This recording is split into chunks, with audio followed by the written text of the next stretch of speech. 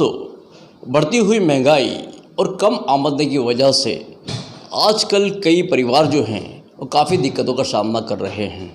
ऐसे हालात में लोगों को अपना परिवार चलाने के लिए, अपना गुजरान चलाने के लिए या कोई मुसीबत आ जाती है बच्चों की पढ़ाई के लिए या हॉस्पिटलाइज, तो उस वक्त उन्हें कर्ज़ा लेना पड़ता है और बड़ी ही मुश्किल से, बड़ी परेशानी से कर्ज़ा भी वो लेते हैं और कर्ज़ देने वाले जो हैं और 10 से 20% सूद जो है वो उनसे माहाना वसूल करते हैं। ऐसे हालात में एक बेहतरीन कोशिश की गई है अल बरका credit and consumer cooperative society private limited के ज़रिए। तो दोस्तों, आइए आज हम इसके जो चेयरमैन प्रेसिडेंट जो हैं वाशिफ भाई, इनसे बात करते हैं कि इसे शुरू करने का मकसद क्या है और इसकी शुरुआत कब से हुई, इसको शुरू करने का जो नज़रिया था वो किसकी जानिब से पैसा आया और पहली ब्रांच इसकी कहाँ से शुरू की गई। तो आसिफ भाई, आपका इस्तकबाल है। अल बरका credit and consumer cooperative society का आगाज़ 6 दिसंबर 2020 के दिन हुआ। हमने 6 दिसंबर 2020 को इसकी पहली ऑफिस रखियाल में इसका ओपन किया। इसका मकसद ये है कि हमें चाहते हैं लोगों के अंदर सेविंग करने की आदत बने। आम तौर पर इस तरह की जो फिनेंशियल इंस्टीट्यूशन ओपन होती है तो लोगों को लगता है कि ये लोन देने आए हैं, हमको यहाँ से आसानी से लोन मिल जाएगी। बहरहाल लोन तो मिलेगी, लेकिन हमारा पहला मकसद ये है कि लोग अपनी बचत को बढ़ाएं, बचत की आदत उनके अंदर पैदा हो। और जब उनके अंदर बचत की आदत पैदा होगी तो वो कर्ज के दलदल में फंसने से बच जाएंगे। और जैसे कभी कभी आप सब जानते हैं कि जब वो बहुत ज़्यादा परेशानी आ जाती है तो घर से निकलते हैं और वो किसी प्राइवेट फाइनेंसर के पास पहुंच जाते हैं, फिर वो सूदी दलदल में फंस जाते हैं। तो जहाँ हम लोगों को बचत कराना चाहते हैं वहाँ हम लोगों को कर्ज के दलदल से, ख़ास तौर पर सूदी कर्ज के दलदल से बचाना चाहते हैं। अच्छा साहब, ये जो क्रेडिट सोसाइटी शुरू की गई है, इसमें अगर किसी को अकाउंट खुलाना हो तो उसकी प्रोसीजर भी जो है वो आम बैंकों की तरह ही है? बिल्कुल, जिस तरह आम बैंकों में आपको अपना KYC देना होता है, उस तरह इस तरह की जितनी भी क्रेडिट कोऑपरेटिव सोसाइटी है वहाँ पर आपको एक फॉर्म फिल करना है और अपना KYC देना है और आपका अकाउंट ओपन हो जाएगा। इसकी ब्रांचेस कितनी हैं? अभी अल्हम्दुलिल्लाह हमारे शहर में अहमदाबाद में इसकी पहली एक ब्रांच रखियाल में है और दूसरी ब्रांच इसकी जुवापुरा में है और टोटल हमारे पास अभी सोसाइटी में 2800 के करीब मेंबर हैं। 3 सालों में पिछले इस क्रेडिट सोसाइटी की अंदाज़न कितने मेंबर बने होंगे? इसका आगाज़ जिस दिन 6 दिसंबर को हुआ तो उस वक्त हमारे पास 266 मेंबर थे, 266 परिवार के साथ इसका आगाज़ हुआ। अल्हम्दुलिल्लाह आज के दिन हमारे पास तकरीबन 2800 के करीब मेंबर से हैं। अब यहाँ के जो वाइस प्रेसिडेंट हैं शयूम भाई पठान, उनसे हम इसके बारे में जानकारी लेंगे कि बैंक की इक्विटी कितनी है, बैंक किस तरीके से कर्ज देती है, ये सब सवालों पर इनसे जानकारी लेंगे। ये जो बैंक है जी, इसकी इक्विटी कितनी होगी? इसकी जब शुरुआत की गई, जैसा कि आपको बताया गया 30 नवंबर 2020 को इसका रजिस्ट्रेशन आया, तो पहली शुरुआत के तौर पे इसकी 50 लाख रुपए की शेयर की ऑथोराइज शेयर कैपिटल के साथ हमने शुरुआत की। लेकिन जो 265 मेंबर पहले हमारे पास थे उनकी कुल तकरीबन 17,90,000 की शेयर मूड़ी थी उस वक्त, जब 31 मार्च 2021 के दिन जब पहला इसका फाइनेंशियल ईयर पूरा हुआ। तो उसी हिसाब से इसकी फिर धीरे धीरे शेयर कैपिटल जो 31 अगस्त 2024 जो लास्ट हमने मंथ जो रिपोर्ट पब्लिश किया है उसके हिसाब से इसकी जो कैपिटल है वो बढ़कर पहुंच गई है 46,20,000। यानी जो ऑथोराइज शेयर कैपिटल हमको रजिस्ट्रार ने जिसकी अथॉरिटी दी थी 50 लाख रुपए, वो लगभग 2 महीने में मुकम्मल हो जाएगी। इसी बात को मद्देनज़र रखते हुए हमारे बोर्ड ने ये डिसाइड किया कि जब इसका एक्सपांसन हो रहा है, इसकी नई ऑफिस का इफ्तिताह हो रहा है, तो और भी लोग जो हमारे साथ जुड़ेंगे, तो हमने इसकी जो कैपिटल को एक्सपांड करने के लिए, एनहांस करने के लिए रजिस्ट्रार के वहाँ अर्जी दी हुई है, वो अंडर प्रोसेस है। उम्मीद है उसकी अप्रूवल आ जाएगी। तो हम 50 लाख की कैपिटल जो थी उसको बढ़ाकर 3 करोड़ रुपए की ऑथोराइज कैपिटल के साथ आगे बढ़ने वाले हैं। तो पठान साहब, खासकर एक बात आपसे ये जानना चाहूँगा कि आम बैंकों में जिस तरीके से 1,000 रुपये की बचत से अकाउंट खुलता है, तो इसमें भी जो सेविंग अकाउंट के अलावा और किन किन बातों का ख्याल रखा गया है? देखिए, ये क्रेडिट कोऑपरेटिव सोसाइटी है। इसमें आम लोग इसके अंदर पैसे बचत नहीं कर सकते। इसमें जिसको भी इस सोसाइटी के साथ जुड़ना होगा, पहले इसका मेंबर बनना होगा, और मेंबर बनने की शर्त है कि उसको कम से कम एक शेयर को होल्ड करना होगा। इसकी एक शेयर की कीमत 100 रुपये है, और एक शेयर की कीमत जो होल्ड करेंगे उसके हिसाब से ही तब वो मेंबर बन सकते हैं। उसके बाद ही वो अपनी डिपॉजिट यहाँ रख सकते हैं। और था कि इस तरह के मेंबर कैसे बन सकते हैं, तो अलबरका का जो मेंबर बनने के बाद इसके जो भी अकाउंट्स हैं उसके अंदर 3 तरह के अकाउंट्स हैं। एक है डेली डिपॉजिट अकाउंट, दूसरा है सेविंग्स अकाउंट, तीसरा है growth fund account. Daily deposit account में ऐसा होता है कि हमारा जो डेली कलेक्टर है वो शख्स के घर, बिजनेस प्रीमाइसिस, क्लिनिक या ऑफिस पर जाता है और रोज़ाना कलेक्शन करता है। और कलेक्ट करने के बाद, और सिस्टम हमारा ऐसा है कि जैसे ही मेंबर के पास से वो पैसे कलेक्ट करता है, उसे एसएमएस के थ्रू उसके मोबाइल नंबर पर आ जाता है कि पैसा अलबरका के रिप्रेजेंटेटिव को मिल चुका है। और नेक्स्ट डे हमारा डेली कलेक्टर जो है वो ब्रांच में आकर पैसे डिपॉजिट कर देता है।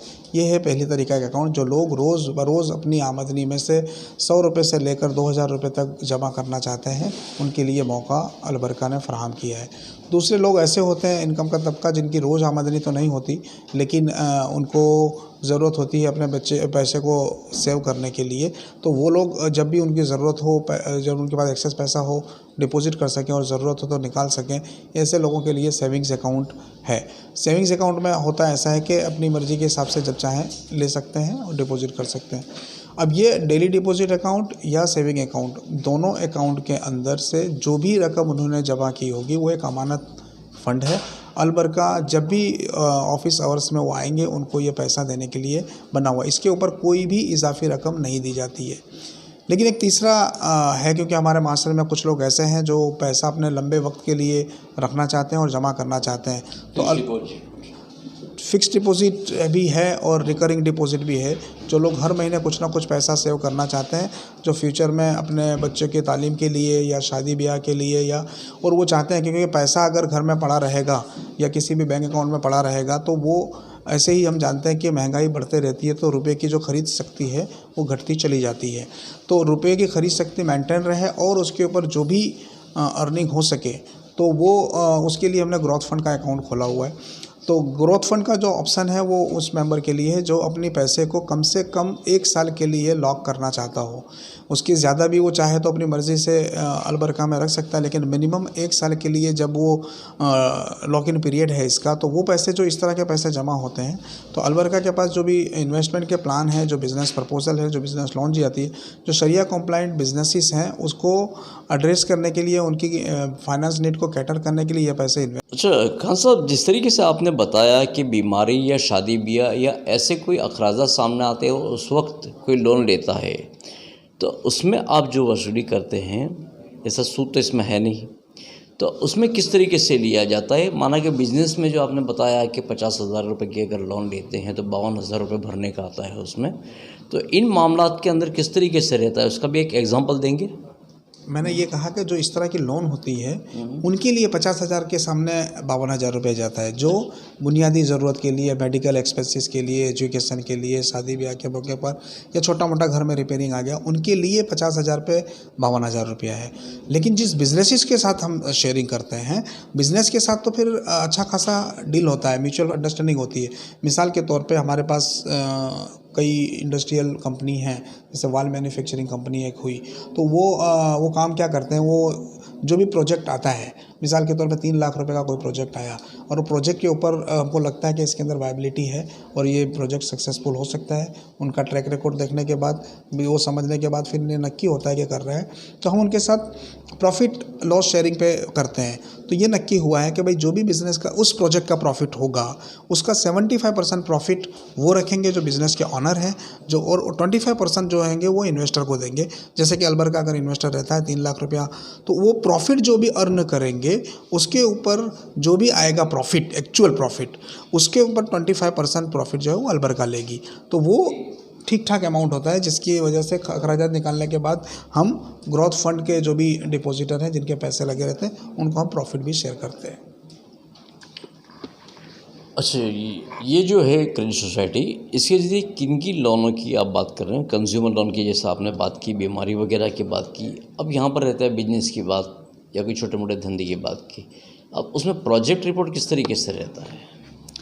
नहीं, देखिए, ये आप समझिए कि जितने भी ऐसे जिन माइक्रो फाइनेंस ये इंस्टीट्यूशन है, माइक्रो फाइनेंस का मतलब ये होता है कि किसी मैक्सिमम लोन वैसे लोगों को जानी चाहिए जो नॉन बैंकेबल है, जो बैंक को अप्रोच नहीं कर सकते, जिनको बैंक या तो अप्रोचेबल नहीं है, वैसे लोगों की ज़रूरत पूरा करने के लिए कोऑपरेटिव क्रेडिट सोसाइटी है।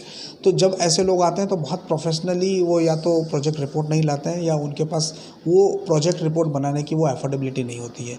तो अलबरका के बोर्ड मेंबर जैसे कि ऑलरेडी बहुत कॉम्पिटेंट है, जैसे मैं खुद चार्टर्ड अकाउंटेंट हूँ, हमारे बोर्ड में एक और चार्टर्ड अकाउंटेंट हैं, दूसरे भी tax professional, finance professional, business में, तो वो लोगों में इतनी बिजनेस एक्यूमेन होता है कि वो समझ लेते हैं कि जो है मतलब आया हुआ है, जो अनऑर्गेनाइज सेक्टर से आया हुआ है, जिसकी बहुत छोटी मतलब बिजनेस चल रहा है, जैसे मैंने कहा ना बहुत सूक्ष्म माइक्रो लेवल के बिजनेसेस को हम फाइनेंस करते हैं, तो वैसे भी जो उनकी ज़रूरत होती है तो उनकी ट्रैक रिकॉर्ड के हिसाब से जो भी हमारी रिक्वायरमेंट होती है, मान लो कोई फॉर्मल बिजनेस से accounts books of account maintain कर रहा है तो उसे हम मंगा लेते हैं, या उसकी प्रेजेंटेशन से देख लेते हैं कि भाई आप एक्चुअल बता दीजिए आप किस बिज़नेस कर रहे हैं, उसके अंदर क्या नेचर ऑफ एक्टिविटीज़ है और उसमें कितने रुपए का आपका वर्किंग कैपिटल का जो साइकिल है वो कितने दिनों में आप पूरा करते हैं, मतलब कि आप माल खरीदने से लेकर अपने गोडाउन में कितने दिन रखते हैं, फिर बेचते कब हैं और बेचने के बाद कितने दिन में रिकवरी आ जाती है।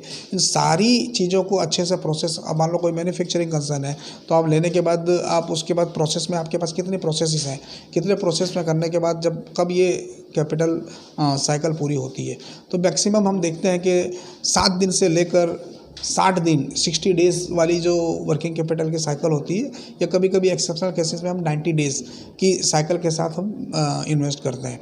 मतलब जो भी पैसा हमारा लगा होगा बहुत फास्ट रोटेट होने वाला होगा, जैसे कोई ट्रेडिंग वाला हुआ कंज्यूमर गुड, तो उसको हम 7 दिन के पे लिए साइकिल पे भी देते हैं, और कुछ लोग जो हुए उनकी अगर बिजनेस साइकिल है वो 30 डेज़ 60 डेज़ या 90 डेज़ तक है, तो उसकी नेचर ऑफ एक्टिविटीज़ देते हुए हम उनको इस तरह के 90 डेज़ तक की साइकिल के लिए भी बिजनेस में इन्वेस्ट करते हैं। ख़ासकर बिजनेस की बात करें तो बिजनेस में आपकी लिक्विडिटी है वो मिनिमम से लेकर मैक्सिमम जो है और अमाउंट कितनी रहती है और टाइम पीरियड क्या रहता है ख़ास उसका? हाँ, तो टाइम पीरियड के बारे में जैसा मैंने कहा कि वो 7 दिन, जैसे उसकी टर्म्स नक्की हो जाती है 3 महीना 6 महीना, जो फिर नंबर ऑफ बिजनेस साइकिल के ऊपर डिपेंड करता है कि कितना चलाना है। लेकिन अपर कैप जो इसकी है वो मिनिमम 50,000 लाख रुपए से भी हो सकती है, लेकिन मैक्सिमम हमारी जो अभी अपर कैप है वो 5 लाख रुपए तक है।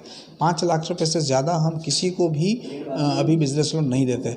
हाँ, हमारे पास किसी का कंसिस्टेंट रिकॉर्ड है जो तकरीबन 1 साल से ऊपर का है, जिसने बहुत सही तरीके से जिस कमिटमेंट के साथ लिया और उसका ट्रैक रिकॉर्ड अच्छे तरीके से होता है, तो अभी हमने लास्ट बोर्ड मीटिंग में डिसाइड किया ऐसे खाली बिजनेस को जिनका ऑलरेडी 1 साल से ऊपर का ट्रैक रिकॉर्ड है, उनकी लिमिट हमने 5 लाख से बढ़ाकर 7.5 लाख कर दी है। तो उनको अगर उनके अपने खुद के बिजनेस के लिए जिसका ऑलरेडी प्रूवन ट्रैक रिकॉर्ड है कि अच्छा काम कर रहे हैं, तो उनको हम 7.5 लाख तक देते हैं, वरना इसकी अपर कैप जो बिजनेस लोन की लिमिट है वो 5 लाख रुपए है। करना चाहता है यहाँ अपने किसी पर्पज़ के लिए शादी ब्याह के, तो आप उसको मुनाफा किस तरीके से देते हैं और कितना देते हैं? जी बिल्कुल, जैसा मैंने कहा कि उस शख्स जिसने डिपॉजिट किया हुआ है उसकी जो भी बिज़नेस में इन्वेस्ट हो रहा है या मुराबाह के लिए इन्वेस्ट हो रहा है, तो जो इन्वेस्ट हुआ रहेगा उसके अंदर जो भी मुनाफा आएगा टोटल, उसमें से 50% जो है वो सोसाइटी अपने पास रख लेती है अपने ओवरहेड्स एक्सपेंस मेंटेन करने के लिए, और बाकी 50% जो रहता है वो सारे मेंबरान की जितनी जो भी ग्रोथ फंड के अंदर डिपॉजिट थी उनको तकसीम कर दिया जाता है। तो ये तरीका है, हम हर महीने हर मेंबर की जो भी डिपॉजिट रहती है वो अगले महीने के लिए वो इन्वेस्ट हो जाती है, और हर महीने होने वाले नफ़े का हम गिनती करते हैं। हम नफ़ा क्रेडिट करते हैं साल में एक बार, लेकिन उसकी गिनती हर महीने होती है कि किस डिपॉजिटर के कितने रुपए किस महीने थे और हमने कितने रुपए उस महीने में इन्वेस्टमेंट कर रखे थे। तो हमारा को क्योंकि जो है हर महीने हमारे को सारा जो प्रॉफिट का जो रेशियो है वो सारी चीज़ मिलते रहती है, तो हम मंथली इसका हिसाब करते हैं, लेकिन अकाउंट में क्रेडिट देते हैं साल के आखिर में। तो हमारा 2 साल का जो ट्रैक रिकॉर्ड है वो मैं आपके साथ शेयर करता हूँ। साल 2022-23 के अंदर जो हमने ग्रोथ फंड के डिपॉजिटर को ये फाइनेंशियल रिवॉर्ड दिया था, जो प्रॉफिट शेयर किया था, वो था 7.74%, यानी तकरीबन 7.25% सालाना के हिसाब से उनको प्रॉफिट मिला था साल 2023 में। लेकिन साल 2024 के अंदर जो हमने किया है, वो प्रॉफिट उनके हिस्से में जो आया है वो है 6%, मतलब कि जो 0.8% था 22-23 में, वो 23-24 में 6% हो गया है, मतलब थोड़ा सा घट गया है। लेकिन हमारा कोई भी कमिटमेंट, हमारे सारे ग्रोथ फंड के डिपॉजिटर जानते हैं कि एक्चुअल जो परफॉर्मेंस होगा उसी के हिसाब से मिलेगा। ये 6 का 8% 9% भी हो सकता है मान लो करंट ईयर के अंदर, या इससे भी कम जा सकता है। तो जो एक्चुअल है हम सारे ग्रोथ फंड डिपॉजिटर को शेयर कर लेते, कोई फिक्स परसेंटेज जिस तरह बैंक देती है कि एफडी कर दो 6%, 7%, 8%, वैसा करेंगे, ऐसा कोई हम फैक्ट कमिटमेंट नहीं देते। लेकिन एक्चुअल परफॉर्मेंस जो होता है, एक्चुअल जो प्रॉफिट आता है उसके हिसाब से देते हैं। अब एक साइड पे यहाँ क्लेरिफाई कर दूं कि क्यों हमारा रिटर्न जो है वो कम आ गया, जबकि हम मतलब ग्रो हो रही है, कोऑपरेटिव में बढ़ रहे हैं, डिपॉजिटर बढ़ रहे हैं, मेंबर बढ़ रहे हैं, तो कैसे ये नफ़ा देने वाले की रकम का परसेंटेज कम क्यों हुआ? तो इसकी बुनियादी वजह ये है कि हमने पहले साल में ये देखा 22-23 में कि कई लोग बिजनेस लोन के हिसाब से ले गए और 2 लोन हमारे डिफ़ॉल्ट हो गए। हालांकि उसकी रिकवरी प्रोसेस अभी भी चालू है, उसके अंदर नेगोशिएबल इंस्ट्रूमेंट एक्ट के तहत कोर्ट में केस चल रहा है। तकरीबन कुल मिलाकर 2.5-3 लाख रुपए ऐसे हैं जो हो गए। तो हमने को जो बेहतरीन नफ़ा दिख रहा था, जहाँ पे जैसे मैंने कहा कि 7 दिन की वर्किंग कैपिटल की साइकिल वाली जो चीज़ें थी, तो अच्छा प्रॉफिट आ रहा था, तो उनको प्रॉफिट अच्छा मिला था। तो हमने थोड़ा सा पॉलिसी को और स्टिक कर दिया, जिससे ऐसे इस तरह के डिफ़ॉल्टर को कोई मौका ना मिले। तो अभी हम बहुत गारंटर वगैरह भी देखते हैं और उसका रेफरेंस देखते हैं, उसके बाद हम किसी भी नए बिज़नेस को या एग्जिस्टिंग बिज़नेस को हम लोन देते हैं।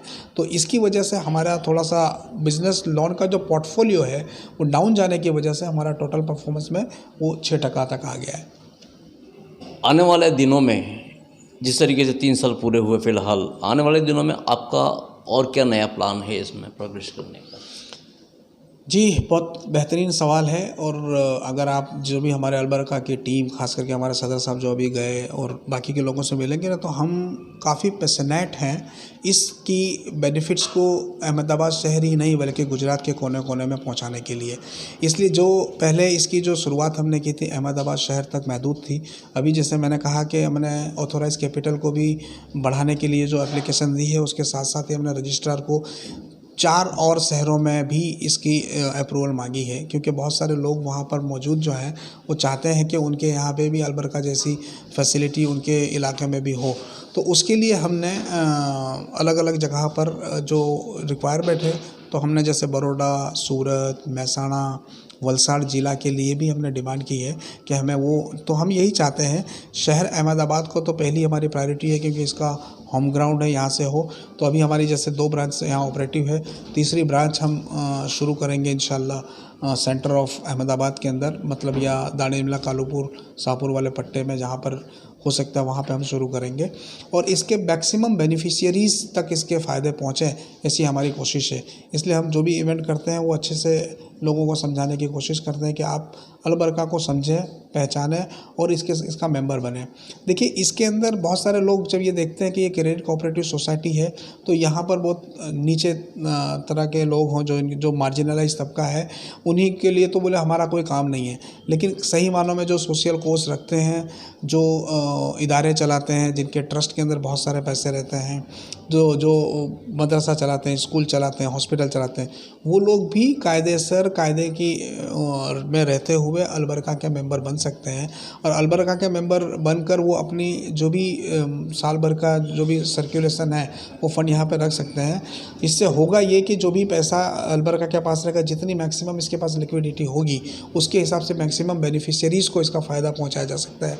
तो हम यही देख रहे हैं कि जितने भी ज़्यादा लोग, जैसे आज की तारीख में इसके 2800 मेंबरान हैं, तो 2800 मेंबरान और 4 करोड़ का पोर्टफोलियो है, तो ये 2800 को कैसे 28,000 बनाए और 4 करोड़ को कैसे 40 करोड़ के प्रोजेक्ट पे ले जाएं, यही कोशिश हमारी जारी है, जिससे मैक्सिमम बेनिफिशियरीज़ को इसका फ़ायदा पहुंच सके। प्रधान साहब, एक अहम सवाल ये है कि हमने देखा कि पास्ट में कई क्रेडिट सोसाइटी जो थी वो बंद हो चुकी है, जैसा कि कई बैंकों के हम नाम लें, माधोपुरा बैंक है, चरोतर बैंक है, इस तरीके से बैंकें भी और क्रेडिट सोसाइटी भी थी, बंद हो चुकी है।